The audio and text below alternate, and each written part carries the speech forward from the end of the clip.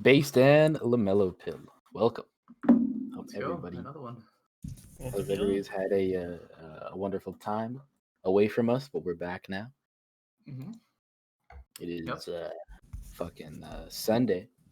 It is January 10th, 2020. 2021. Yep. Oh Okay. yeah. What do you mean? We'll forget that for a while. Fuck! Yeah, it's December it's time. 42nd. Yep, Yeah. day I don't know. 42. Day We're 42. all stuck in like 2011 anyway, so McDonald's. the world land. ended then. Yes. We got a good lot of videos for you guys tonight. It's a good show. Yeah. I think it's gonna be a lot of dialogue. Yeah, and with it being a lot of videos tonight, feel free to ask questions at any time.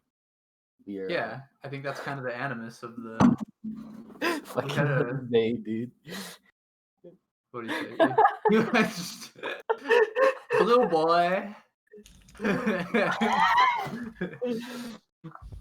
Ian, you're freaking out the neighborhood, bro. The stars are calling my name, bro. I gotta go. God. Yeah, but back to what you said, like ask questions, because kind of at the start of the day we had a close friend that. So what's good, Pablo? He kind of asked us, hey, what's socialism? And he's like a friend that I won't say is apolitical, but like we don't ever talk politics or anything with him. So maybe that's like could be the theme of the show today is like, if you guys can, let's interact and let's actually think some of these things out. We're always here to talk to you guys. Yeah. Other than that, how's everyone's week been? Chill. Another fucking work week. Day in and day out. Wake up, go to work, come home, go to sleep, go to work, come home to the podcast. Yeah. Plot SPOOPCAST domination. Yep. I've been sleeping a lot. Yeah. Making me feel shitty. People are sleeping on you, Michael. It's true. Yeah, that's probably it. Yeah, you're just compensating for how much people are sleeping on you, but sleeping on everybody. Michael's been hibernating. Y'all don't gotta. Michael's like, no, actually, I'm chronically depressed. My life is crumbling. That's also true. Jose, we're still deciding what our first emote's gonna be. Don't worry, it's coming. First emote is on it. Now that PogChamp has been sent to the gulag, there's unlimited possibilities. Yep, and then yeah, we had our free spot anyway. Mm-hmm. Don't worry, it's coming.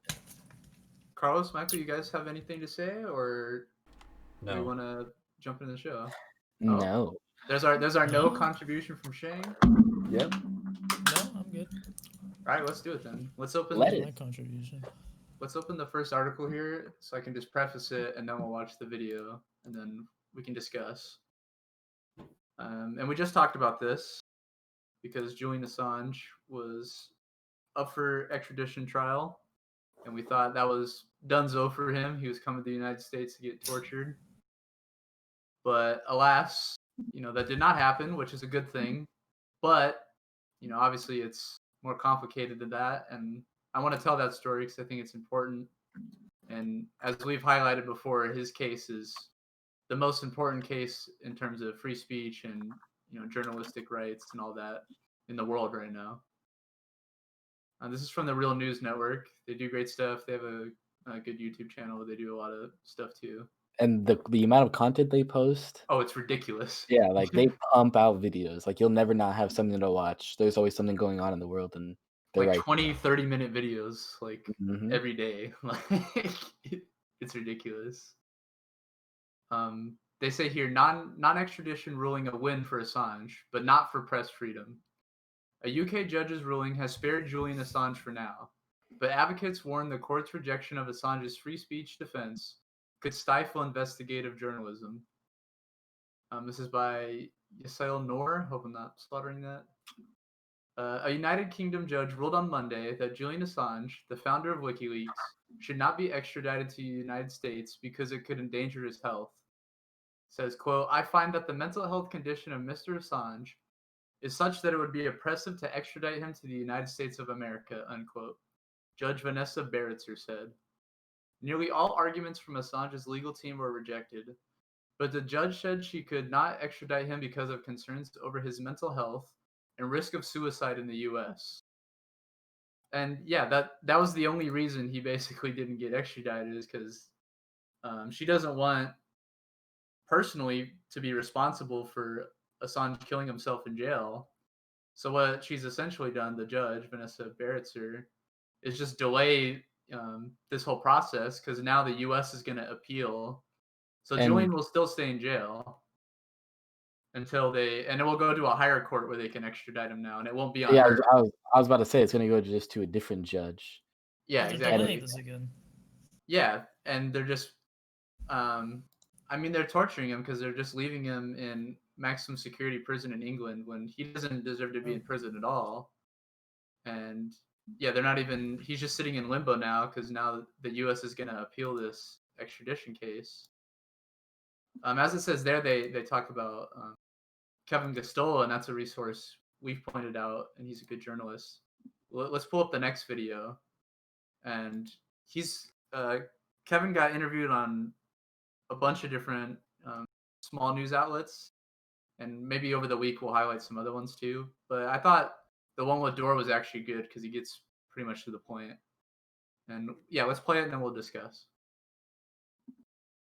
Breakin, our guest, is a journalist, has written for The Nation and Salon. He is the managing editor of shadowproof.com. He's one of the few journalists who's covered the Chelsea Manning trial and one of the few American journalists covering the Julian Assange extradition trial. Please to welcome to the show Kevin Gastola. Kevin, thank you very much for being on. Did I pronounce your last name correctly? Yeah, you did. It's good to be talking with you. All right, it's good to be talking with you. Now, before we talk about the Assange extradition trial, can you give me your initial response to what's happening on Capitol Hill today?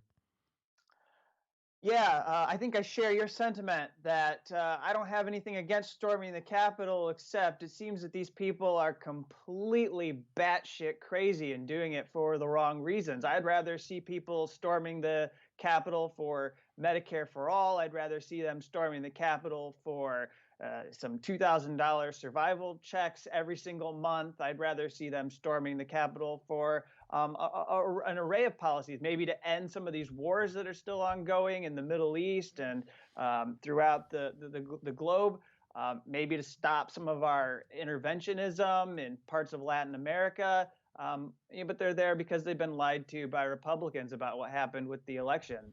That's my view.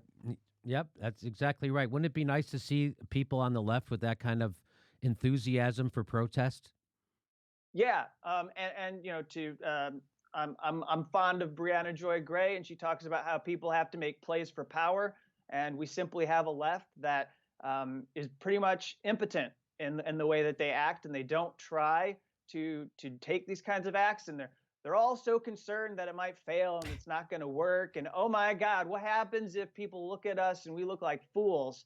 Well, who cares? They don't like you anyway, and they're not going to like you after this. So go out and do something and have some self-respect. A lot of people have said that this hashtag forced a moment has divided the left. Do you agree with that? I think it just has revealed a divide in the left between the people who are actually willing to fight and the people who only give lip service to fighting. So I actually have a kind of bit about all of this where our media basically trains us to think like we're managers of democracy rather than going out there to take actions that are in our interest. And we need to stop thinking about, whether we're going to make the right tactical move or whether this is going to end up right, because all of this basically results in our own self-censorship, and it results in people not doing the things that they know instinctively they need to be doing. I may sound a little bit academic here because this is actually the way that some people in like liberal institutions talk, but the moral imperative, you have to go out there and act sometimes, and it really doesn't matter if it's going to have an outcome that produces the result you desire. You just know that over time you're going to be chipping away until eventually you get what everyone needs and deserves. I couldn't agree with you more. Can we pause it It for a was second, very Carlos? disheartening to see. And I think that totally The applies to the Assange situation too. It's like regardless if he's still going to be locked up, we're going to keep talking about this story because the whole moral imperative idea, we're gonna fight no matter what for this issue. And we can absolutely, absolutely. You want me to keep going, or was that it? Yeah, keep playing it. Organizations who their focus of their whole organization is to get us Medicare for all, and when a moment came to actually get a floor vote, they were MIA, like the DSA, the nurses. It was nuts. It was crazy. So there were a lot of organizations that did get on board, Healthcare LA, Our Revolution, people like that. Bernie Sanders was completely silent because the establishment told him to be, and so he was. And that's revealing, that there's no left. Bernie Sanders is the best you got in the Senate, and he's not a fighter. He's not a fighter. Bernie Sanders, not a fighter, which is why he lost to Joe Biden, which, anyway, we can cover that another time. Let me please give me the latest update about the UK extradition trial of Julian Assange. What is the case being made by the American government against him? Well, the case that's being made, it's important to point out, was accepted fully by Judge Vanessa Barretzer. So no matter the mercy that was shown, no matter the fact that, and by the way, I don't actually think it's mercy, but we can get back to it because I think that there's a lot of ego here on the part of Vanessa Barretzer, the judge. But basically, to answer your question, the case that's being accepted by this British court system is that WikiLeaks is a criminal enterprise that's in the business of hacking secret government documents, that they don't engage in common news gathering practices that every single media organization has adopted, and also that Julian Assange was involved in basically a conspiracy with Chelsea Manning to purloin documents from U.S. Defense Department computers.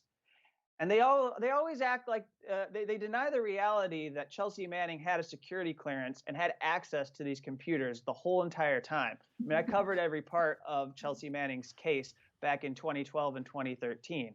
And they act like she needed Julian Assange's assistance in order to go through these computers and find these documents. She knows what she's doing. And they treat her like she's some kind of dupe that was put up to this by WikiLeaks. And what they really want is to, you talk about the Russiagate conspiracy theory. The entire case from the Justice Department against Julian Assange is their own conspiracy theory. Yes. They are conspiracy theorists at the Justice Department. Their conspiracy theory is that Julian Assange put Chelsea Manning up to finding all of these documents that were on this quote unquote most wanted list. It's a fucking wiki page that they put together with activists and human rights attorneys and people around the world who said, hey, you know what? In my country, I would like my government to cough up these documents so people could see this and they no longer could keep this secret from me. And they say that that was the roadmap that Chelsea Manning used in order to decide what to release. The only problem is none of the documents on that list were ever given to WikiLeaks at all. So their conspiracy theory, they can't even prove their own conspiracy theory, but yet they continue to insist that that's what it was, that WikiLeaks, that Julian Assange put Chelsea Manning up to this, and she couldn't act on her own. She didn't have any agency. She decided to do this because Julian Assange is some, manipulative hacker who made Chelsea Manning give WikiLeaks these documents. It's so absurd, but basically the judge has gone along with this. This is what the judge believes. So again, we've already been through this once with the Barack Obama Justice Department, and they tried every which way to prosecute Julian Assange, and then they came to the conclusion that they couldn't do it constitutionally. You would have to break the Constitution to prosecute Julian Assange, which the Trump administration is willing to do, and I'll bet you anything the Biden administration is willing to do, because Joe Biden is a bona fide criminal, and the people surrounding him are maniac war criminals. So, warmongers, put it that way. So, why do you think there's no coverage of the Julian Assange trial here in America?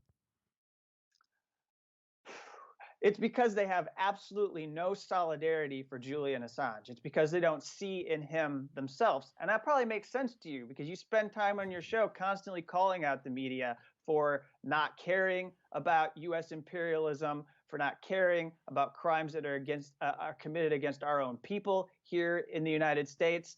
And they're embarrassed. I mean, Julian Assange collectively embarrassed them, but they also are using him in order to distance themselves from any kind of prosecution.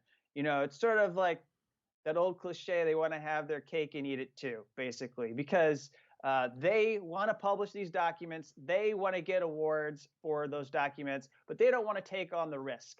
They don't want to have the chance that they're going to be targets of the US government. And you know what the New York Times did when they got the WikiLeaks documents, when they got access to them? And by the way, after the war log documents, the way they got access to the diplomatic cables was The Guardian passed them on, because WikiLeaks didn't want the New York Times involved anymore. So what do they do when they get these cables? They go to the State Department and they say to the State Department, which one of these cables can we do stories about? That's exactly what Julian Assange didn't want, because it was going to tip them off to the kinds of things that were coming along. And that's not how you expose war crimes and corruption and make an impact, because if they're able to prepare for it, then of course there's not going to be any kind of push for reform or justice, because they've already prepared for what you have coming for them. So, I think the thing is, yeah, and I think, and we've had this with Max Blumenthal say this before. It's like they literally just act as like lapdogs to the State Department and do whatever they want, and real journalists like Assange get locked up. And he's not going to leave the country right now. Like, he could be on bail living with his wife and kids right now, but instead he's in a cell for committing absolutely no crime other than exposing the worst of crimes, which is those that the U.S. commits. Yeah. It's disgusting. But they were classified crimes. Yeah. And there was another interview that Aaron Mate, another person we have, videos we play here, he was interviewing the special rapporteur for the UN on torture, I think. And he's like, you have to think of this whole process over a much longer period of time than just the last year or so that Assange has been locked up in England. Like, from 2012 to 2019, he basically was locked up in a single room in an Ecuadorian embassy. Like, that's torture, and that did damage to his mental health and his sanity too. So they've been, and I think that's the whole point of this extradition thing. Whether or not it happens, they have what they want, and that's him locked away and suffering, and setting an example of him. So yeah, I guess all we can offer is our solidarity, of course, and keep amplifying, how much of a crime this is. Yeah, and just how dangerous. Yeah, I guess how dangerous, like exposing what the U.S. does. One thing I forgot to touch on in the first half. Well, this is a little off of what we're talking right now, but like in the first half of this clip, he said like they're storming the Capitol building for the wrong reasons, and they should be storming it for other reasons, such as Medicare for all, and like the list of reasons that he spoke about. And I thought that was very interesting, because he also said that, like, even if the left were, they should have the same reasoning to do these movements. They should also have, like, imagine the left having as much power as well as going in these movements, and how much of a change that would also bring. And the things that they did was completely false, or completely for the wrong reasons, and it didn't get them anywhere. But imagine going there for the right reasons and seeing how that would change the outcome. Right. I think that's the piece that's missing too, is that, and that's why their protest was allowed to happen and accelerate as far as it did, because it wasn't going to achieve anything. And it posed no power threat, and what they were representing represents the very establishment that they were, sieging that day. Right, because we have had leftist stuff where we do try to march on Capitol building, etc., and they go way harder on us. Mm-hmm. That's why. No, go ahead. Yeah. It is a bit surprising from one perspective, because if you listen to some of those the chants from the crowds, they're pretty against the GOP as well. So I'd be worried if I was them. I mean, there's a whole thing where this new right that's forming. post Trump, like a lot of them are like calling him like coward and stuff for like seceding.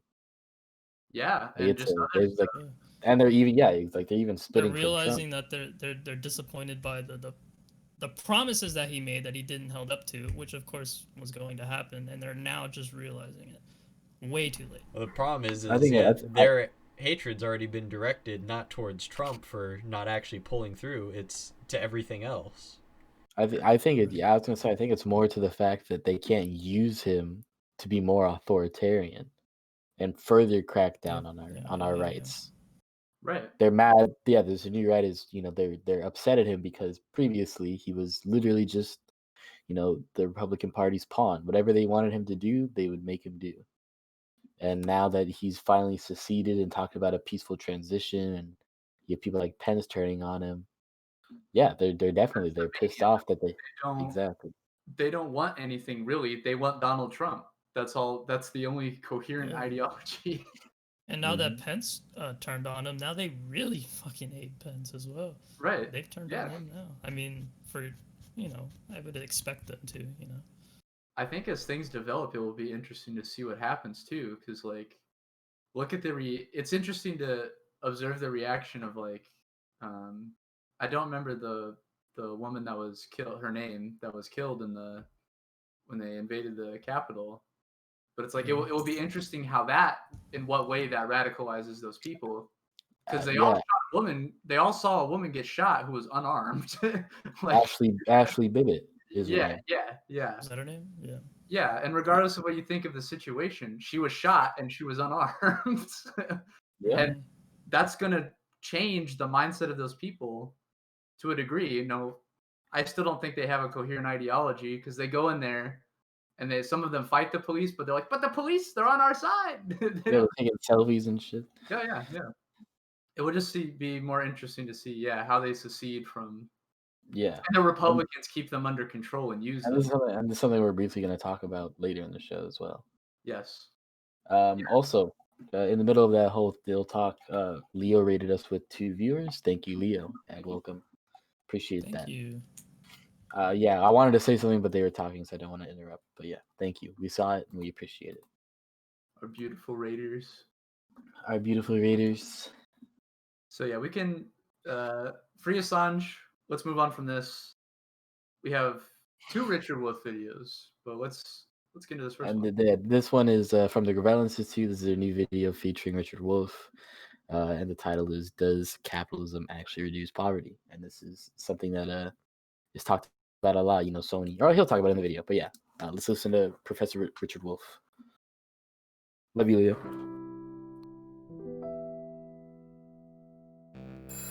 Here's something you hear a lot. Say what you will about capitalism, you can't deny it's lifted people out of poverty. I hear that all the time, especially when I'm talking about rising inequality and the vanishing middle class. The rates of extreme poverty, we are told, have plummeted under global capitalism. Can you cut cameras? Capitalism has cut poverty by as much as 80 or 90%. This reminds me of my mother. Whenever I ranted about how bad the situation was today, she would tell me how much worse it had been before. Be grateful for the improvements, Richard, she would say. I wasn't convinced then, and I'm not now. These champions of capitalism are slick, I'll give them that, but here's why they're wrong. Their clever math comes from how they define poverty. According to the World Bank, anyone making under $1.90 a day is considered poor.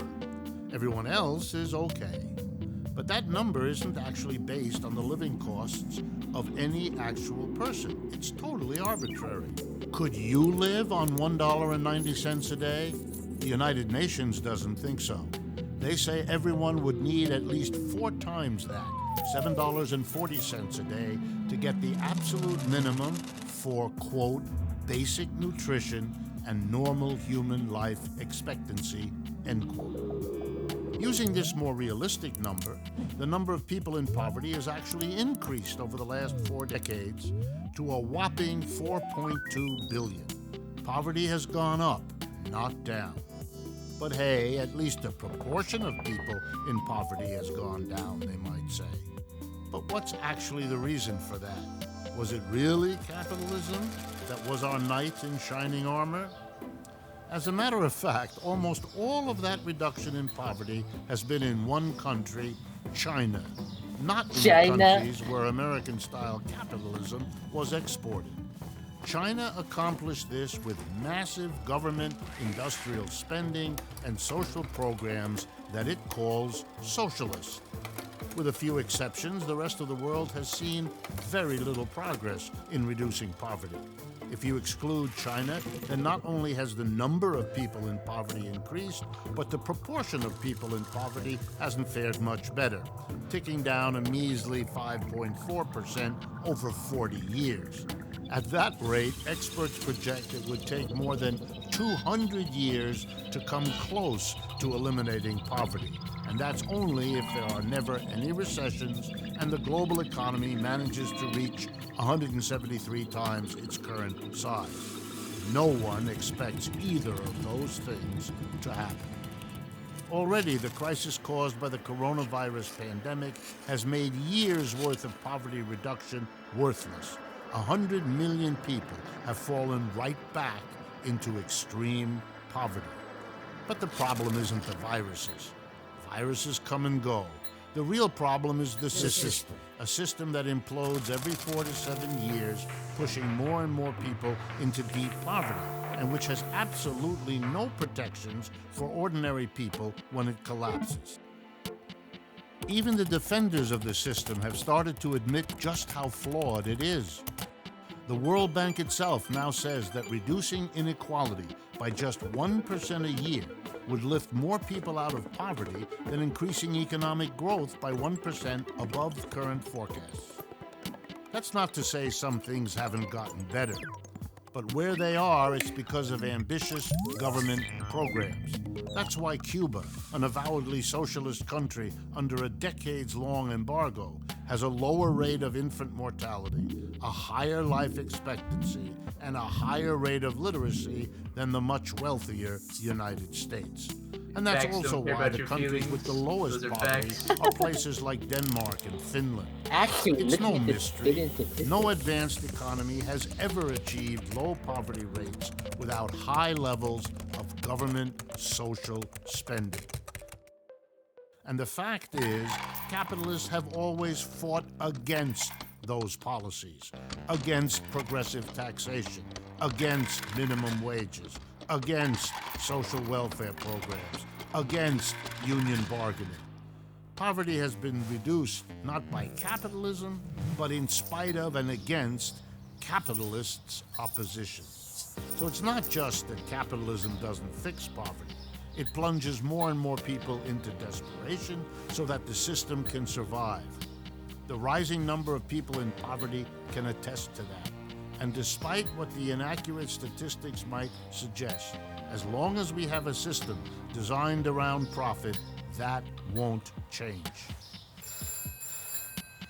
This is Richard Wolff, professor of economics at the New School University for the Gravel Institute. Pog champ.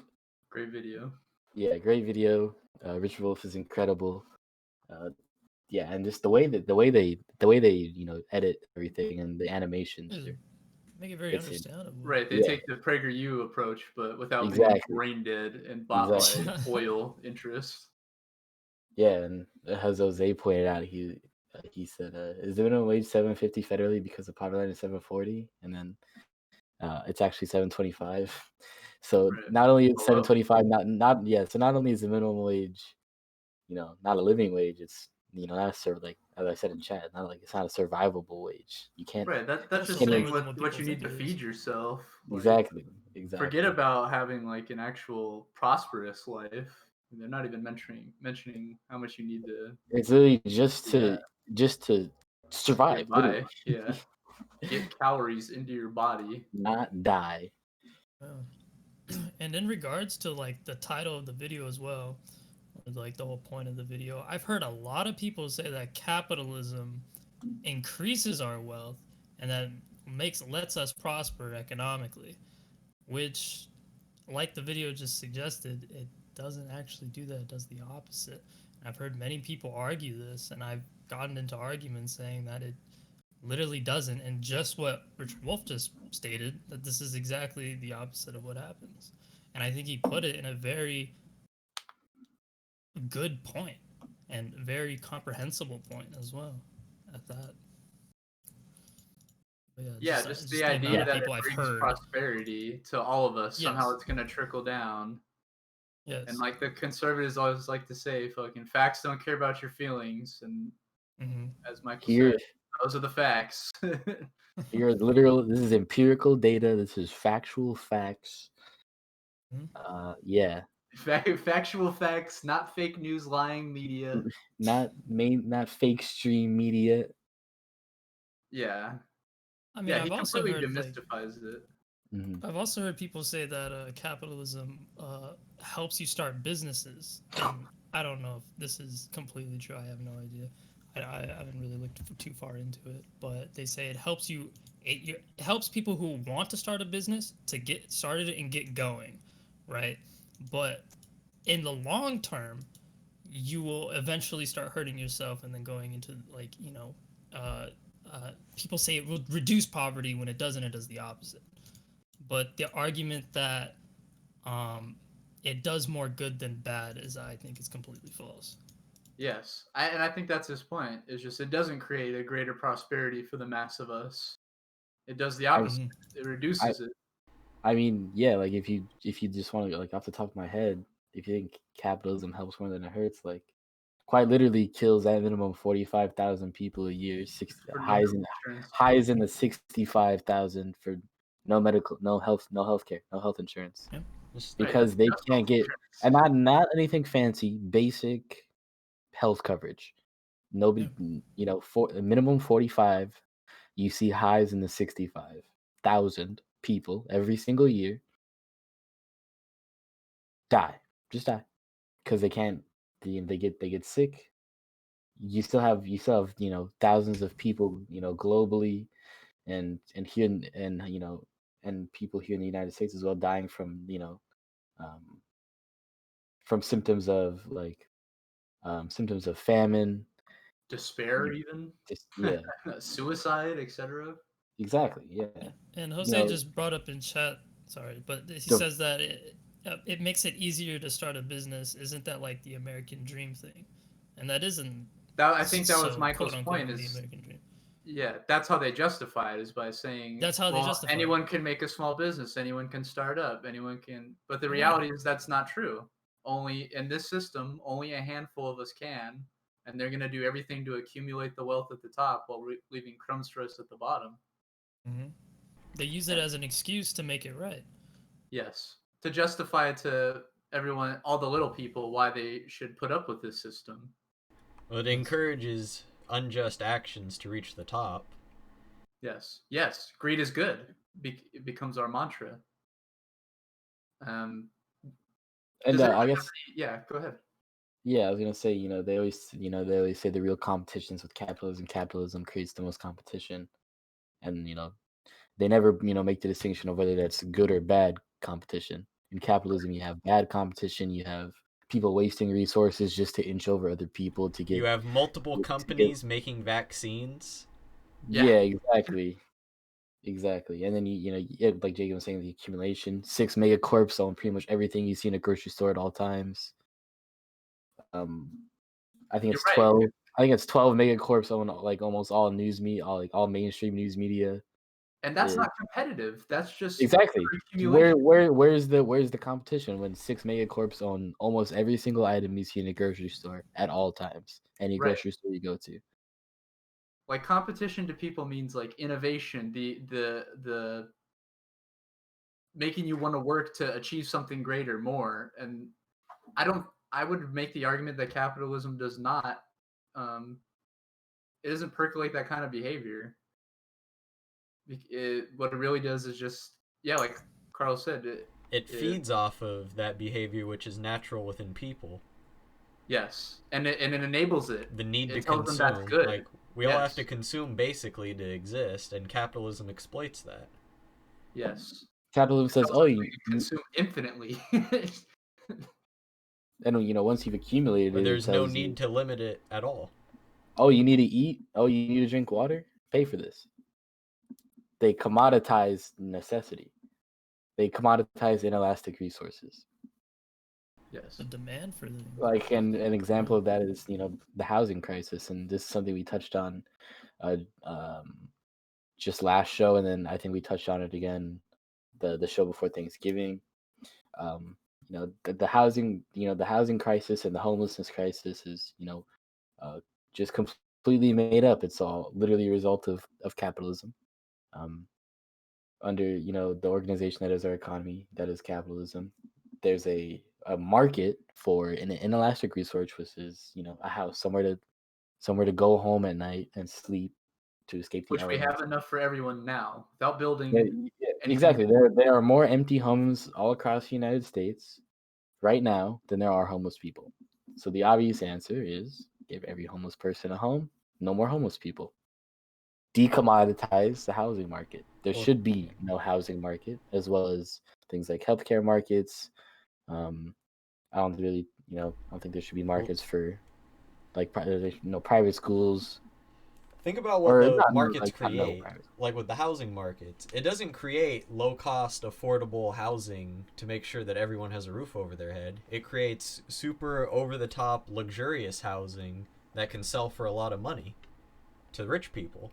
Because that's where you can make the most money, like bang for your buck, is off of rich people buying homes. And an example of that here in Oxnard is the whole wheelhouse situation. How they promised it's going to be all low-income homes, and that whole area is now like luxury condos at exuberant prices. I was just about to bring that up. A lot of the houses that are being built here now are not for like you and I. They're mainly for people who are making a lot more money than what we are combined. Exactly, and they want they're rich the ones people to come in. easily able to afford it. Yeah, and their market is focused towards those kind of people, which it doesn't seem right at all. And look at something that also like ties into that is like with these new like the local props, how they wanted to give a bunch more money to the police, and they're a lot of these props are made by a guy who helped bring the FBI into Oxnard for gang prevention. Combat gangs, yeah. Aaron Starr. So obviously that all plays. That's all a part of the gentrification of our city. You lock up the people that live here, and then once the homes are vacant, etc., you just move new people in. Right, or like Carlos said, build a luxury housing while we exactly get what either happened no to my housing neighbor. or dilapidated. Exactly. Yeah. He basically got fooled, by his. I think it was his sister who was like basically like taking the rent money and like spending it on other shit, and he didn't, and he was still going out and making money and making his rent payments like he thought he had to, and then he eventually found out from whoever the landlords were that his rent payments had gone up like almost a year ago, and his sister didn't tell him, so she was just taking all that money from him and letting the rent payments go, and then he gets the big fat bill of all the back rent he owes, and he's like, well, I'm screwed. Goodbye. Yeah. So yeah, he pretty much stayed there like for as long as he could get away with, and then he left, took what he could, and the rest just went into the junk. Yeah, and that's happening to people all in our community from an enumeration of ways, whether it's through a situation like that or just general poverty, wages, etc. Let's move into our last video before we hit our break here. And we had blue cartoon Richard Wolff, which was amazing. Now we'll have normal skinned Richard Wolff. You can see the man in the flesh. Yeah, he has skin. Oh, man in his own home. He's flayed. Yeah. He's just on a rack. I mean, we've seen him before if you've been watching the show. Yeah, he's one of our goats. So, and he kind of touched in that video too that, and I don't want this video to take away from the fact that COVID has absolutely exacerbated the economic crisis and made it much worse for normal people. But I think an illusion that many people have, most people, is that COVID somehow caused this economic recession, or that somehow, like, of course they're intertwined now, but that somehow without COVID we wouldn't have had the recession, and that is bullshit, not true. Man, We've been remember talking about there's an the old recession since conversation we had. Like me and Jacan when we were back in high school in Mr. Chase's class, we were talking like, hey, when do you think the economy's going to crash? Yeah, and it was anyone's guess. I can't believe they delayed it so long. Yeah, exactly. Well, now Wolff video, and he talks about it all the time, it's like every 4, 7, 10 years, there's always a downturn. Even every year, yeah, there are cycles, yeah. Yeah, just to lesser degrees. Yes, and I think we needed to demystify that COVID somehow is the only thing or the thing that causes recession. And the reason why we need to demystify that is because if we do get out of this rut, or if we want to, we have to realize that it's the system that's the problem, not just some virus that messed it up. And we can't combat this virus till we change the system too. Yeah, did you want to say something? I lost it as soon as I was gonna say. Just nod your head. I was gonna cut in, and then I was like, okay, I'll let him finish. And then just fuck capitalism. Well, just think about how we've handled the pandemic. Like, not every other country's fallen apart, but somehow we are. Oh, I know what I was gonna say. Look at the stock market now. Things are still terrible for the majority of Americans. The stock market's the highest it's been in a while. Up. So it means nothing. Exactly. Let's let Richard Wolff take away this myth for us. This is Richard Wolff from Democracy at Work, responding to another Ask Prof. Wolff question from our Patreon community. And this one comes from Ken Miller. He asks whether or not I could elaborate the reasons why I separate the issue of the COVID-19 pandemic from the issue of the economic crash. We are living through the combination of those, which is clearly worse than either of them alone. But I want to stress that they are separate and that neither is the cause of the other. Each contributes to making the other worse than it might otherwise have been, but that's different from confusing them or imagining that they are causes of one another in some significant way. What's the evidence for this, and why do I stress it? First, there is an agency here in the United States that keeps track of economic ups and downs, business cycles. It's called the National Bureau of Economic Research, NBER. Anything you want to know about cycles, when they start, how long they last, how bad their impact, when they stop, when the upturn begins, and any other questions you have are best referred to the NBER.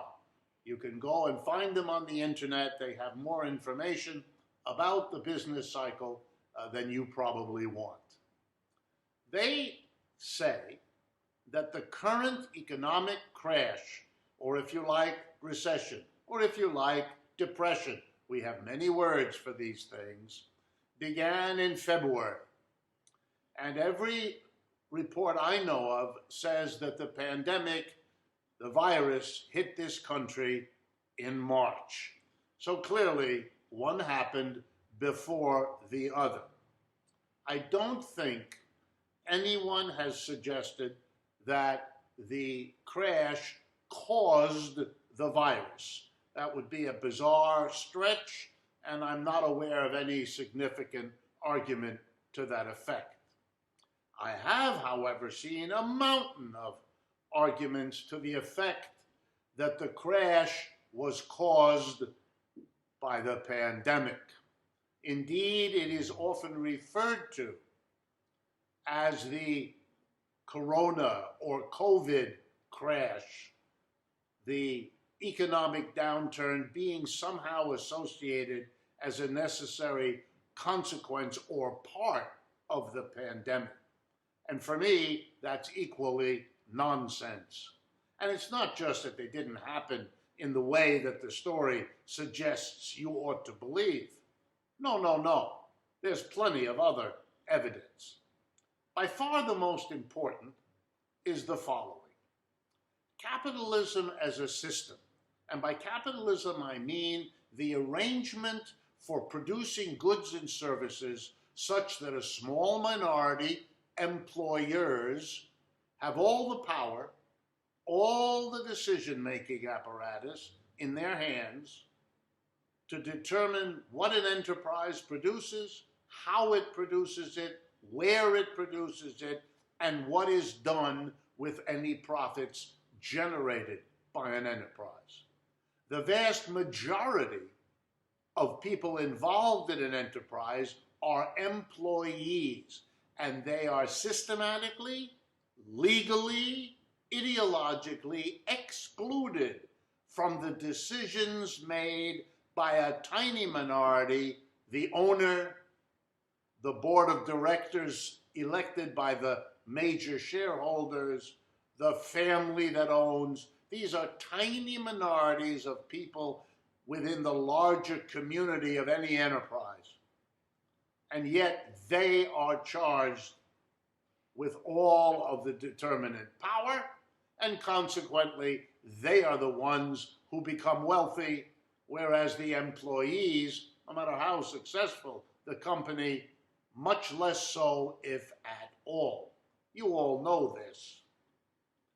This system, this capitalist system organized this way, experiences something that came to be called the business cycle.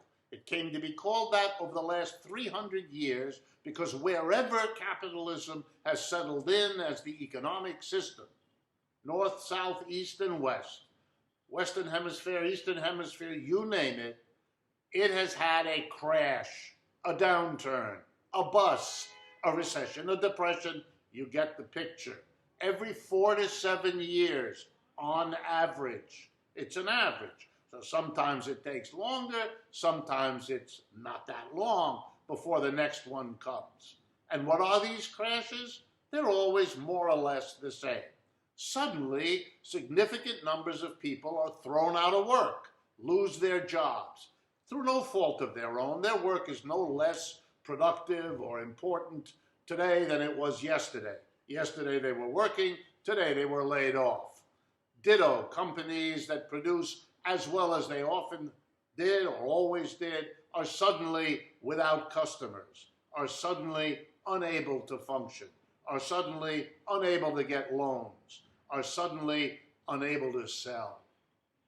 And of course, if workers are out of work and businesses are reduced or cut out of existence, the flow of tax revenue to cities, states, and countries goes down, inhibiting their ability to provide public services just when the public, because of unemployment, because of the crash, needs them the most. Not an efficient system, not even a well-organized system. That's capitalism. Well, let's take a look at the first 20 years. Yeah, so I think, and that's why I love Wolff, he puts it so simply every time. He both, tells you the problem and the reason why the recessions happen every 4 or 7 years, whatever. The fact that it's not intertwined with COVID, that it just exacerbates it. And he gives you the solution because he tells you what the problem is. That a handful of employers hold all the power. And the CIA have cut out Jacan just as he was spitting the most important part. I knew it. Am I still there? Yeah, you're back now. You're back now. Am I back? You gotta repeat. I thought They my got me. shit cut out. They blued me. Yeah, he First he Jacan, puts it next simply. Ian.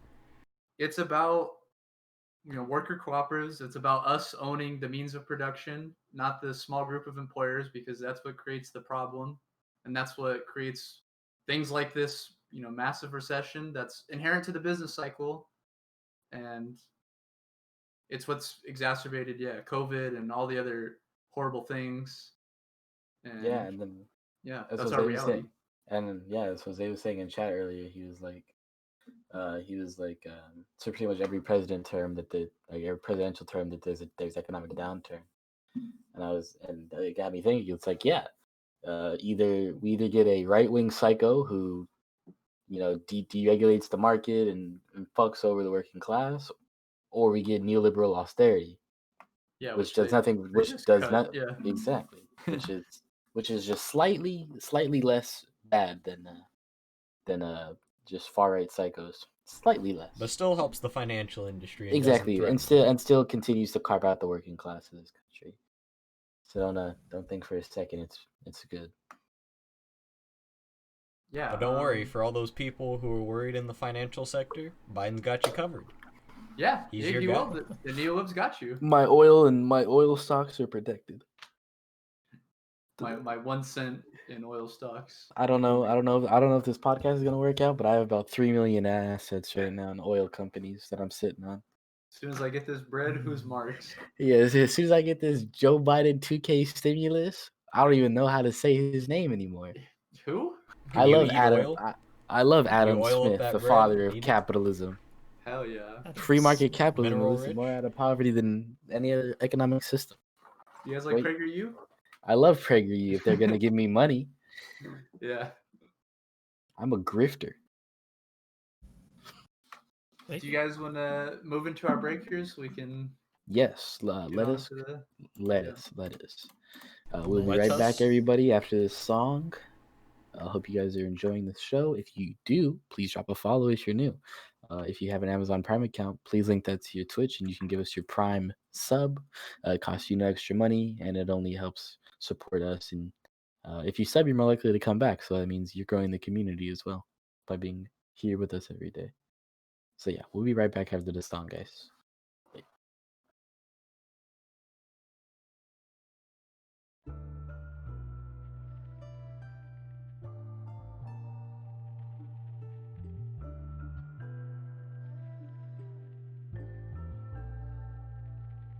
See, this life can be strange when you got your mind open. Still spend my time smoking with the rhythm wide ocean.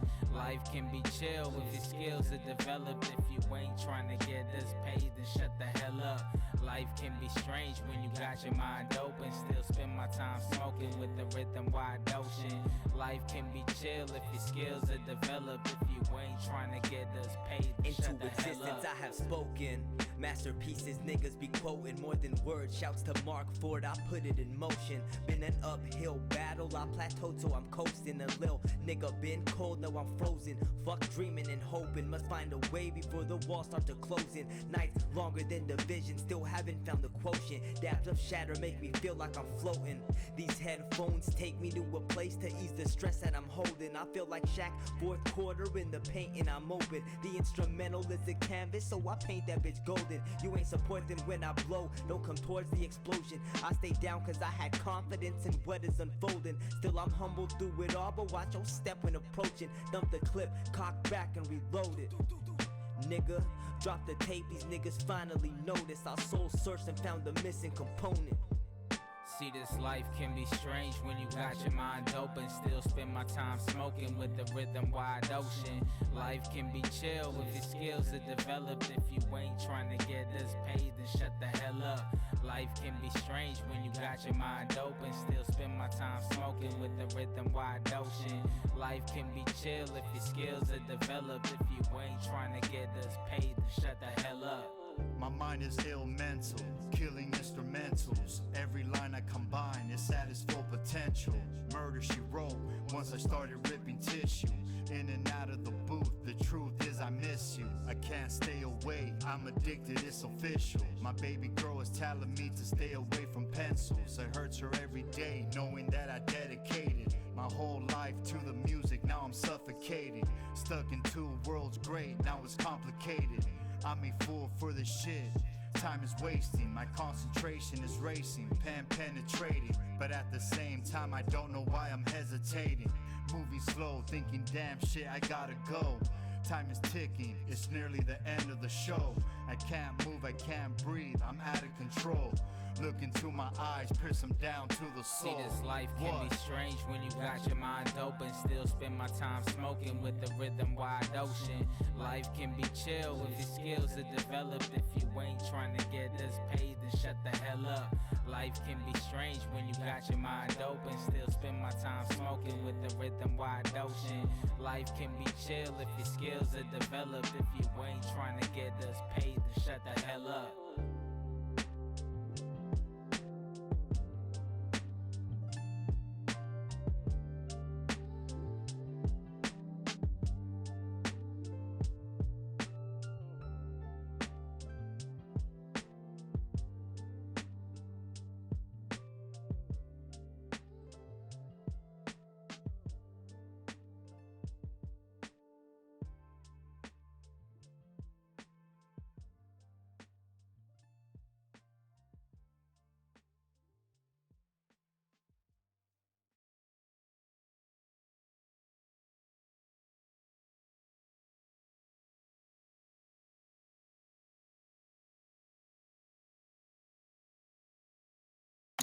Hey, yo, yo, yo, yo, yo, yo, yo, yo.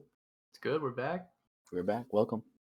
We had Hello. 14 there. We have 12. Thank you to all the people watching. We always appreciate you. Welcome to everybody who just joined. Yeah. We'll give you guys a minute. Get comfy. This is not like our shows are usually pretty long, just by the format of how we do it. I don't think we go over really, but this one's a little short, but we give you guys a lot of video. If we kind of said this at the top of the show, if you want to interact in the chat, that's welcome on this. Yeah, one like for sure. this show I guess would be one of the better shows to do that. Yeah. Because we're more focused on what other people are saying and as well as what's going on the screen. Having a conversation. Exactly. We're just talking. Or just asking something in chat opens up a greater conversation. We're just four dudes being guys. On a Sunday. You get 3 cameras and then you get a man with no camera. With the biggest beard on the Lord's Day. It's true. Just Noah. We really do appreciate you guys though. Like it's cool to see people spending their time on a late night weekend or late night middle of the week and interacting, willing to engage. And talking politics. Yeah, stuff that most people don't want to talk about. Nerd shit. What is it? The 3 most important things that you're never supposed to talk about? Oh yeah, you mean the 3 things that matter, right, in life? Religion, politics. Religion, politics. What's the third one? I can't. The third one? Probably how old your wife is. Yeah. Well, you never ask a woman how old they are.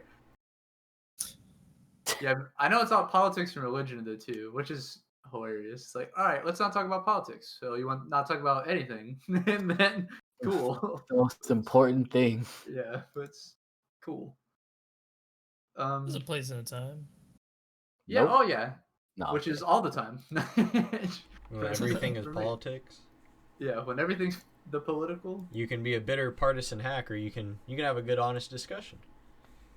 Yeah, exactly. All right, do you guys want to kick it off with our first one? Yeah, let us. Yeah, I'll read this quick, and then once again it has a video, so you guys can enjoy that.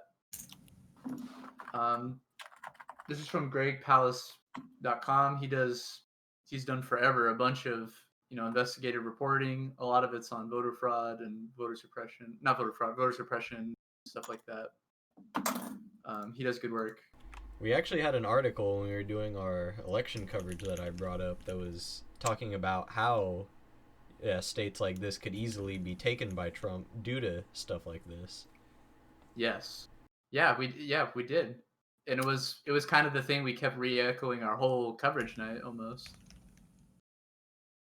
And also, inauguration day falls on our Wednesday show, so we're going to do an inauguration special. I'm gonna try to get the day off, and that's gonna be interesting. We're gonna be streaming probably all day, or most of the important part of the day on Wednesday. Well, it's probably gonna be in the morning, right? Because from where we're at. Well, yeah, there's still all the post coverage, and who knows what's gonna happen on inauguration day. Does anyone want to roll like a little prediction, maybe? Well, so we got enough days before, Wednesday. but yeah, but I was sent a screenshot today. Wait, when are we streaming Wednesday? That'd be the 20th. Wednesday the 20th. Oh, this would be the 20th. That's inauguration. Not this day. week. Yeah. Okay. Yeah, the next Wednesday. But yeah, I was sent a screenshot, and it was talking about an inauguration riot, like to try to stop the inauguration. Mm-hmm. I don't know how legit it is, or how much coverage, or how far that's gone in right circles, but I saw it. Yeah, like I said, I don't know the legitimacy of it, but who knows, man.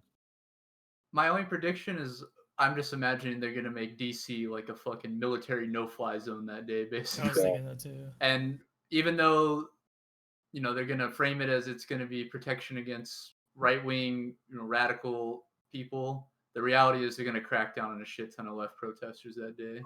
Oh yeah. I mean, I definitely don't think they're going to allow people at the inauguration as well. They didn't allow, especially with COVID and everything. There's too many people around, but I don't think that's gonna stop No, it's just gonna be fucking people with guns everywhere. Is what they're gonna do. Yeah, and they're just gonna use that to justify cracking down on people that have legit concerns over this inauguration, I think. Well, plus going forward, it'll just be used to further justify the military and police state. Yep. That we don't want these kinds of things happening. Yep, just like how 9/11 was, and that's not some conspiracy theory. Like, as soon as something bad happened, just like here with the Capitol, and just like 9/11, these politicians will immediately use that to their leverage. 9/11 was used to justify the war on terror. Now we have a war on domestic terror, where we have to spend more money on the police and the military, and we can't spend money on Medicare for all, etc.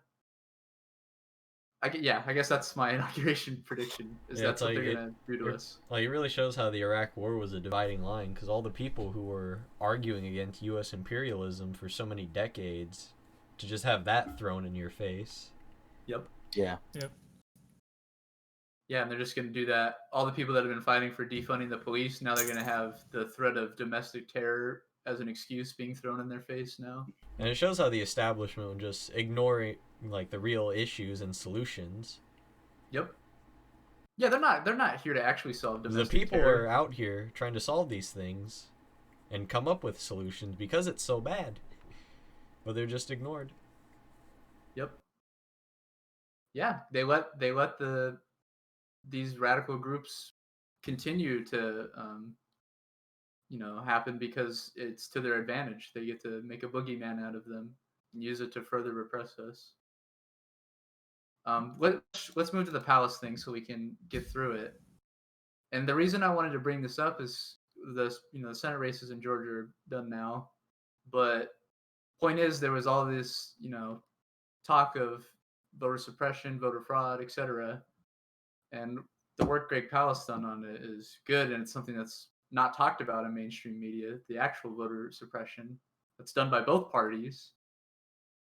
Says, Democracy Now! Stealing Georgia. 198,000 Georgia residents were illegally purged. January 5th, as voters in Georgia cast their ballots in two key runoff races, as I said, that's pretty over, that will determine control of the U.S. Senate, voting rights activists fear many eligible voters will be turned away at the polls. Georgia has been called ground zero for Republican voter suppression efforts in the U.S., and in September, the ACLU of Georgia revealed 198,000 voters have been wrongly purged from the voting rolls. And let's play the video, and it has commentary from someone else, and as well as Palast. The ACLU of Georgia has revealed 198,000 voters have been wrongly purged from the polls. While legal efforts to reverse the purge ahead of the runoffs failed, voting rights activists continue to pressure state officials to re-examine how voter rolls are maintained. We turn now to a report by investigative journalist Greg Palast that's narrated by the actress Deborah Messing. There are two competing stories: widespread voter suppression or massive voter fraud. For example, this year, Georgia's GOP Secretary of State accused 1,000 Georgians of voting twice. There are 1,000 people of that 150,000 that actually double voted. Wow, 1,000 double voters. That's a felony crime. And how many of those 1,000 did he arrest? Zero. None. Zero voter fraud. So, fraudulent voting is a fantasy. But what about vote suppression? Just before the 2020 election, the same Georgia official canceled the voter registrations of an astonishing 198,000 voters. They called it the Purge. I got my hands on the big purge list. Now, how? It actually took years. I know, his look is Greg great. Palast, an investigative reporter with Rolling Stone, got suspicious about the disappearance of tens of thousands of voters from Georgia's voter rolls. Georgia told Palast that these voters had moved out of their home, left Georgia. But the purged voters told the reporter, "But I've been voting right here ever since 1968. According to the state of Georgia, they said, well, these people had moved away. So I went through the list and I started finding these voters.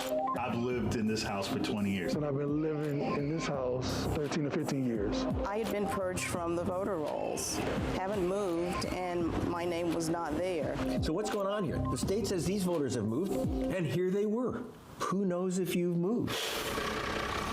the post office actually has licensees who can go into the postal computers and tell you exactly who's filled out those change of address cards. So the post office contractor gives me the official list of people who've moved and people who haven't moved. And it turns out these voters, they hadn't moved. 198,351 of them had not moved. So I took this list to the ACLU, the American Civil Liberties Union of Georgia, and they issued my report, Georgia Voter Roll Purge Errors. Is this illegal? You bet. I looked, and according to federal law, before you purge someone off the voter rolls, you have to check with the post office and their official licensee contractor. That's the law. So I get a call from the president. Yeah, and to correct the ACLU's headline where it says errors, that's not an error. That's done on purpose. They purged all these people on purpose. So someone like you and I can go into the United States Post Office thingy and look up the records? Yeah, I'm pretty sure, and you can get one of those forms when you need to change your address too. So the fact that we can do it, but the government refuses to do it, or whoever's purging the people from doing it, is obviously done on purpose. Right, well, the problem is there's not even a problem where it's somehow accidentally people are being shown as they moved or something. They're creating the problem. The mail already has all the addresses of the people that proves they live there, but somehow hundreds of thousands of them are getting removed from the voter rolls, which is, to me, that's just blatant. They're doing that on purpose because they are. Yeah, and of course, in Georgia specifically, this is to the benefit of Republicans, but both parties have been subject to this, and in different ways have helped increase voter suppression. Yeah. Yeah, what was that final count? Only Trump said it himself, something 11,000 roughly. Yep. And this is almost 200,000. Yeah, and predominantly. Why isn't Trump talking about this? Voters. He might as well at this point, really, because what? Yeah, actually, worst case, about what? Problem. He still loses Georgia. Yeah. He could, because it'd be a legitimate, actual thing, but. Fortunately, he'd probably just get Greg Palast smeared off the map. Yeah, because Greg Palast, he's a true investigative reporter. Well, and that's why they won't even talk about it up till this point. Trump would rather lose the election than even mention this. Right. Besides us, or maybe unless you've seen some other small media, I doubt anyone that's watching this has heard of this specific story. That's hundreds of thousands of people that didn't get to vote because they decided they moved in one state. It was a crucial state but just one state. And this is the only time we know about. Right. Well, if you look at the other states too. Well, if you look at the other states, it really does add up to millions, and I think I've seen one is potentially over 10 million. Right. And that's because just apparently even in larger stuff. States, it's still a real issue that they're just not addressing. Right. That's not including the suppression, long wait times and stuff. That's all voter suppression too in its own way. Closing every polling location in major cities except for one. Right. Having different primary rules that you don't tell the rules to people until it's too late, basically. Like that famous case with Bernie where independents couldn't vote in the Democratic primary unless they registered 6 months prior. Yeah, exactly. It's ridiculous. That was I think it was the New York primary. His home state. And honestly, because I think the main reason that they don't want to talk about stuff like this is because one of the logical conclusions you come to when you hear these stories is, well, obviously we should just automatically register everyone to vote. Yep. Automatic voter registration. And you can never lose the right. Ever. Just say it outright. Yep. Regardless. I don't care what you did. You still have the right to vote. Yeah, there's all kinds of... We could do paper votes. We could do ranked choice voting. We know the solutions, but I guess that's beside the point because both the party apparatuses serve the same interest, and so they employ these tactics to serve those interests, which is the consolidation of capital. It isn't a privilege. It's like Carl said, it's a right. It's a right, yeah. Yeah. So you should, So as soon as they could do it, they could auto-register you to vote as soon as you're Yeah. eligible, or as soon as you're born, they could do that. They could get you into the system. They have all your shit. Yeah. Yeah, just all kinds I of. think even if you are guilty of voter fraud yourself, you should still have the right to vote. Yep. And That's as how they much point I out, believe in it. getting the video, voter fraud is basically a non-issue. The only real voter fraud is from the government. And every time you commit voting fraud, it should be caught. We should have the system in place to stop it and investigate it and openly deal with it. Not just drop people from the voter rolls, because who cares? If you want to stop voter fraud, automatically register everyone to vote. That will stop a lot of voter fraud. Are you fucking kidding me? If paper ballots? Yeah, paper ballots, ranked choice voting. Everybody gets one vote. Yeah. All those things not happening makes it more likely for voter fraud, would be my argument. Like all the people that think you need some ID or something, like that's ridiculous. That's just creating further voter suppression. And it's also incredibly racist. Yes. Black people are way more likely to have hyphens in their name. Right, or not have an ID, not have a driver's license. As well, yeah. Funny people. I just wanted to put that story out there because Georgia was big, big story leading out this country, the races there, but this wasn't being talked about fucking at all. So. And I guess something to like harp on here. Now that we've had confirmation that Georgia's won, or that the Blues won Georgia, and we're going to be taking control of the Senate. We are now in the position. Dems now have a super majority. They now control the president, the House, and the Senate. So we're going to be in another Obama-like situation where the left, the Democrats, they have all the power in the world to pass things like Medicare for all and universal basic income, college free college tuition, etc., etc. They now have the apparatuses in place to do things like that. But will they? Very obviously no. But something that we do have a tangible, solid piece of legislation that we can hold Biden accountable for if he does not pass is he said if we win Georgia, we're getting 2K stimulus. If we get the supermajority, we are getting 2K stimulus.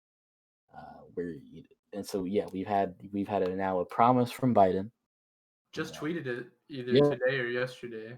The voters kept their end of the deal and got these people elected. Now it is his job to follow his side of the deal and give the American people $2,000 stimulus checks.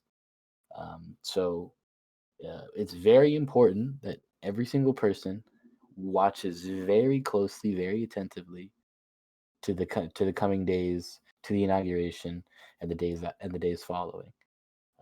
We have actual, real policy with his word, with his language, and we have to watch closely because the media is not going to cover what he does. They're not going to talk about the policies that he promised, and they're only going to be used as a way to weasel him out of any sort of deals that he may have made. So we have to be very close, or watching very close, and being very ready to attack and jump on him and expose him for going back on his word. And keep in mind, a lot of the best stuff he's probably going to do will be early on in these first few months.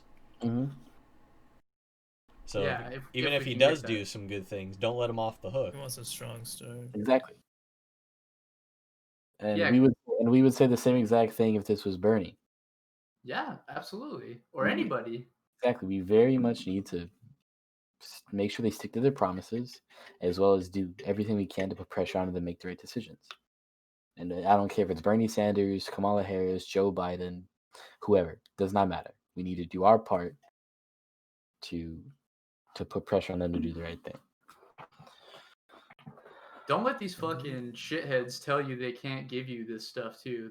Both the media and the Democratic Party, now that they're both as an Yeah, both apparatuses are what control Now it now the Democrats have to play defense and tell you all the reasons why you can't. Why they can't. Have basic why social we can't have nice programs for things. change and make people's lives better. And something that that's very interesting to me is we were all super young when this was all happening with Obama. And now that we're older and more politically engaged, we're going to see what was happening during those Obama years right now. I think it's going to be it's a very interesting time. Yeah, I think that's the whole overarching thing with this recent Capitol attack too. Is this is one of the ways they're going to make sure they're going to say we can't give you nice things. The problem is them.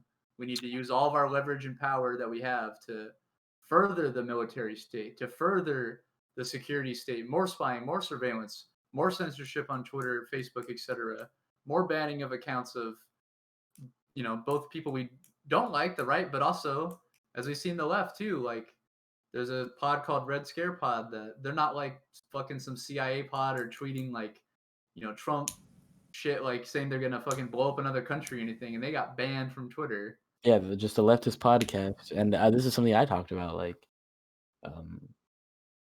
them doing this testing of the waters by banning the president of the United States, regardless of if you like Donald Trump or not.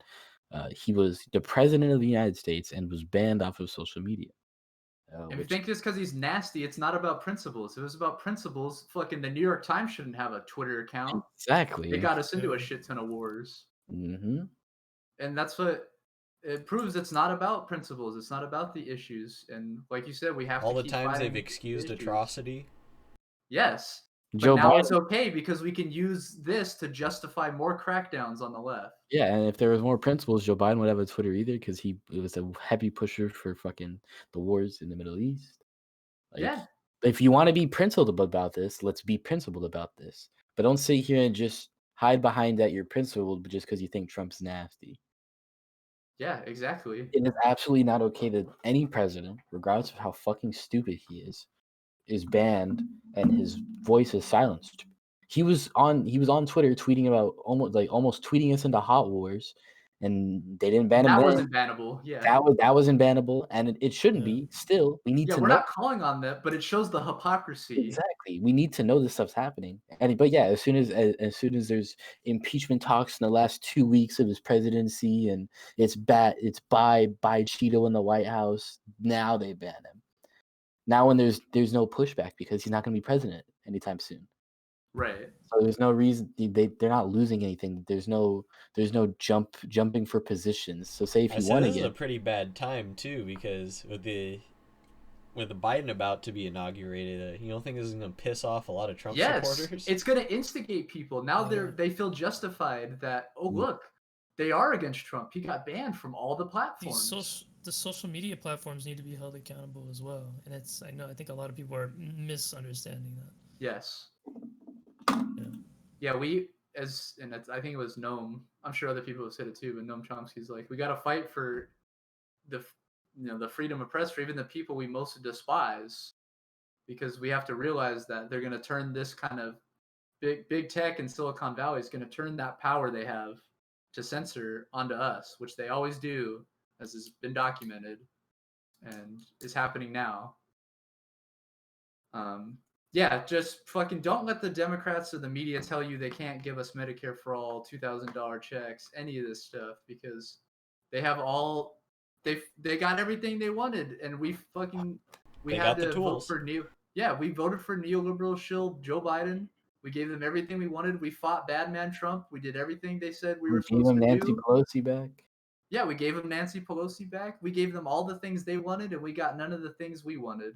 So if they continue to tell you, which they will, I don't think it's going to be any different. They're going to tell you, we can't give you nothing.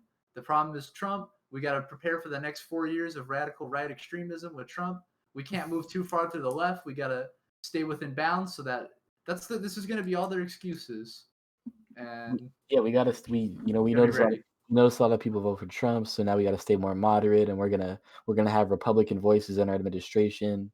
Even Joe Biden just came out and said that today. I think he's like, I respect my Republican colleagues or something. I'm about I respect Republic. It's like, dude, shut the fuck up. Like, yeah, like, does this really become the bare minimum of standards? Is just if you think that like Trump is wrong for trying to overthrow an election, is like that's the qualification of a good person, right? I mean, look how it's working in mainstream media circles. All these Republicans are going on these anti-Trump tours and getting so much free press on left or not left, but CNN, MSNBC, even Fox too. Now that's Fox's position. Exactly. They're getting these free anti-Trump presses to push their own bullshit narrative. More people look them up and see how terrible they are. People like fucking what's his name? Fucking from Florida, Rick Scott. No, DeSantis. Oh yeah. Yeah, he's been on MSNBC a bunch, spewing bullshit, and it's probably I feel it's only gonna get worse. And that alienates their base too. When they start realizing Fox is pushing the establishment Republican narrative, these the right-wing cyclists, they're going to like OANN or whatever, all these News Network. Yeah, all these fucking whack job conspiracy, even further right. Just online corporate funded outlets. Yes, because they've realized the hypocrisy somehow. I don't know. The only reason they've realized it now is because the Fox is against Donald Trump to some degree, not for the right reasons, but yeah. Well, we just have to keep fighting issue to issue, and that's what we have to concern ourselves with. And these politicians aren't on our side. We can't let them make excuses. They are supposed to represent us now. This is our time, and if they don't, we need to fucking raise hell. Like, as shitty as these fucking conservatives are, and like we said, they were enabled to do this type of protest because they were allowed to, because they didn't actually pose a threat. But still, they're willing to go in and fucking actually, do something, even though they're not doing anything. When we don't get stuff right now, I want to see that same attitude. We need to start organizing and, really march on these fucking assholes. Oh yeah. See, the problem is that a lot of the protests were framed as like more this like kind of Trump protest was like a threat to the lives of the people there, but it wasn't a threat to the system and the power structure of the system. Yes, that's why I was allowed to. That's what we need to go and protest, not to kill people, but to shut down the system entirely. Tear down the system. How about occupy the Capitol? Yes. Yeah. Like, what if we opened it and sat down? Yeah. No working. It's adjourned till we get what we want. Because that's a narrative that's been pushed too, and people are acting like it's a bad thing to march on the Capitol. No, it should be our fucking right to march on the Capitol. If we're doing it organized for the right reasons, and we're doing it in solidarity. Like the Black Panthers. When they marched on the Capitol. Yeah, which, for that action, since they actually wanted to do something, they were massively repressed, and you see the difference. Yes. And yeah, we should absolutely be able to march on the Capitol, but it's all about why. It's ours. Yeah, exactly. Yeah, I can't remember. I saw something where some chick was like, my French boyfriend was like, I don't get it. I watched your news. Why don't you guys burn something?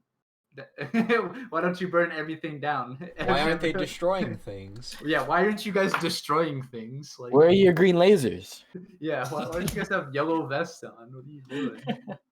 Where's the guillotine? And they're right. We're such a cucked society. And that was kind of what we started at the top of the show with. And Michael touched on it. Like, they justify the system by saying that people can make it up and start their own small business. And somehow that this is a meritocracy. And we use that to justify all this. So people are just cucked and they don't go out and burn stuff and don't organize with their fellow man because we don't have class solidarity. Because class solidarity has been destroyed in this country. Absolutely. I have a final video and then we can have thoughts after. Does anyone have anything to say before we play that? No, go ahead. Yeah, so this is Chris Hedges' On Contact is a show with RT. Yes, we are a Russian propaganda outlet. Yep. He has Cornel West, one of the great, moral voices of our time.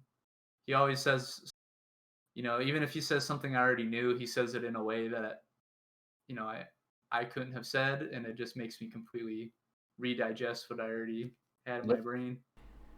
And yeah, any thoughts before we play? Say real quick, if you're concerned about like the whole like Russia propaganda outlet, then just don't consider this a video to watch if you're looking for criticisms of Russia.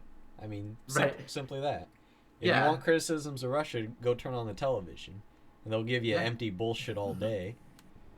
Or look into it yourself if you really want to know. But I mean, if they're funding good, decent news that's trying to bring important issues to the table, I mean, what's the problem? What is it that Lee Camp says? He's like, when it's a show that in America run with Americans. That like, run yeah, the they're show, not writing his scripts. Yeah, no, not at all. These guys are both in the U.S. It's a U.S. show produced by people in the U.S. But just because it's under the RT label, they're smeared as somehow not as objective and as good as mainstream news, which is way more corporate and propaganda. Were they actually like censor your scripts? Yeah, where your stuff is written for you. Yeah, let's play it. He says something profound, I think. But I want to talk. But Dostoevsky's right that Dostoevsky saw bankrupt liberalism. I think again this is a theme that you have hit repeatedly as an engine towards the rupturing of these bonds and the rise of these nihilistic, violent movements. Can you speak about that? Well, when you think about the greatest novelistic tradition in the modern world, which is the Russian tradition, Turgenev understood it, Dostoevsky understood it, Tolstoy understood it. There he is. Chekhov understood it. They were understanding the ways in which people must have a sense of connecting their self-respect with a community, with a tradition, with a heritage, in the face of markets, in the face of bureaucracies, in the face of nation states. There had to be some kind of enabling cultural matrix, some structures of meaning and feeling that allows to get people make their move from wombs to tombs. Now, of course, they were doing this in the context of a Russian empire that was already smothering a Russian nation. The folk themselves were massively oppressed and dominated. And early on, they were tied to, of course, French, where the well-to-do spoke French. But sooner or later, the discovery of the folk, and then on to the revolution. And then, of course, we can tell stories about the domination of Lenin and all the way up to Putin. But the crucial thing is that Dostoevsky becomes indispensable in understanding the civil war taking place on the souls of people, given commodification and given the collapse of the national narratives. I mean, it's very interesting. I mean, Biden gets up and talks about a narrative that was true for the 1950s. We are the city on the hill. We yes, you just supported the military coup in Honduras, and you think the Honduras people are going to view you as some kind of democratic example?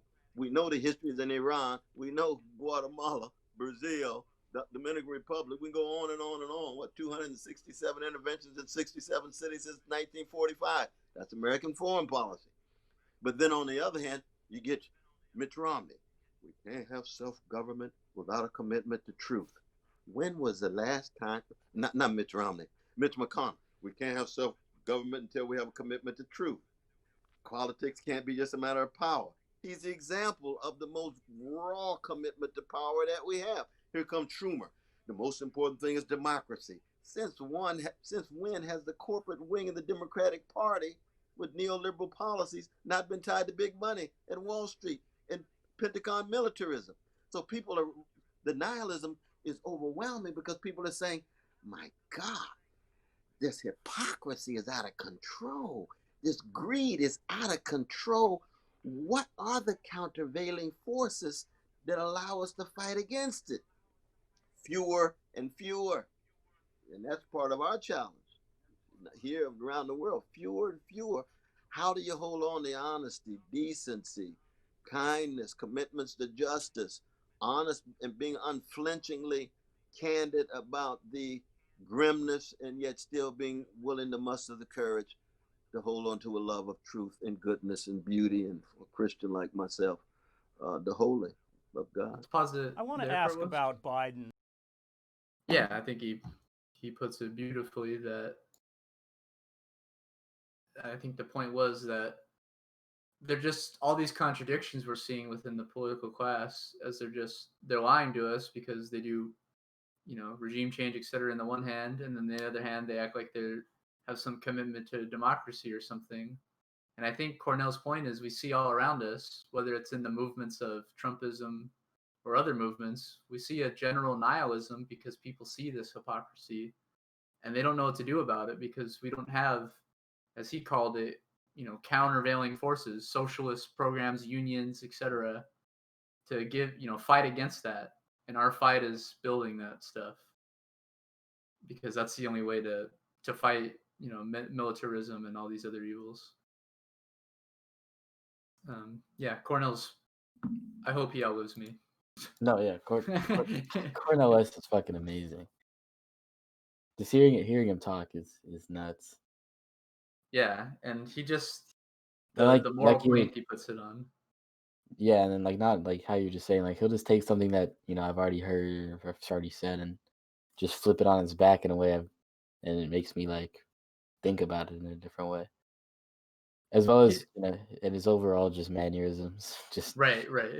Neo. It's like watching a pastor give you a sermon. Yeah, neo-fascist brother Donald Trump. And there's power to the way a sermon is conducted. It's a different way of speaking that it orients you differently. Yeah, and I guess that's like an appeal to like Raphael Warnock, who just won in Georgia. Right. Yeah, or Chris Hedges, I think is also a minister, the guy who's interviewing him. It's just all about coming out of that radical tradition and how you use the ability to, give a sermon and integrate with your understanding of socialist politics. Yeah, he's just like, we understand that nihilism, but it's like, how do we combat it? And I don't know if it was a couple of shows ago where we had that Vasily quote, Vasily Grossman, where it's like, it's really just a giant darkness trying to crush a little kernel of good. And I think that was kind of his point there, but we got to prevail. Yeah, that's my thoughts. That's all we have for the show. Yeah, that's everything. Anyone final thoughts before we do our outro? No, I'm cool. Michael, Carlos, anything? No, I think I've gotten my words in. Alrighty. Well, everybody, thank you so much for watching. It's midnight 09. We're here. We're chilling with 70 of you guys. Thank you all for hanging out. Thank you all for hanging out with us. If you're new, please drop a follow. If you're watching without an account, please create one and drop a follow. It helps us out.